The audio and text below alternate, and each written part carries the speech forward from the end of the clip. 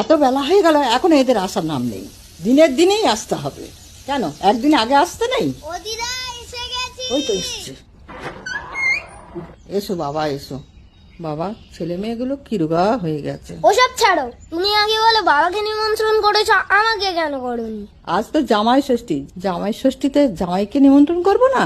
আর তুমি তো আমার দাদু ভাই, তোমাকে আবার নিমন্ত্রণ করতে হবে? তাহলে নাতি ষষ্ঠীর সময় শুধু আমাকে নিমন্ত্রণ করবে তো? হাসছো কেন?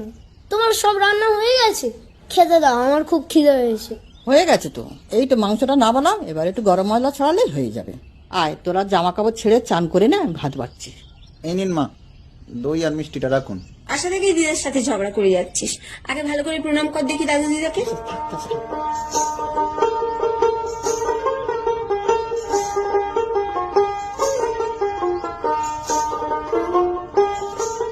বাবাকে দই চিড়ে ফল এত কিছু দিয়েছো, ওগুলো আমাকে দেবে না? তুই ওগুলো খেলে ভাত খেতে পারবি তো? অনেক রকমের রান্না করেছি কিন্তু দিদা। আমি সব খেতে পারবো, আমাকেও দাও। দাঁড়া ভাই, আমি তোকে দিচ্ছি। না না, আগে বাবার থেকে একটু খেয়ে দেখ কেমন লাগে। শুধু শুধু দই চিড়েটা মাখিয়ে রেখে নষ্ট করবি। আচ্ছা ঠিক আছে, ও খাক না। তাহলে আমাকে কিন্তু বাবার মতন এত বড় একটা মাছের মুড়ো দিতে হবে। পুরো তো একটাই আছে, তোরা বাবার সাথে বস, যেটা ভালো লাগে সেটাই। আমার জন্য এটাও নেই, ভাল লাগে না ছাই।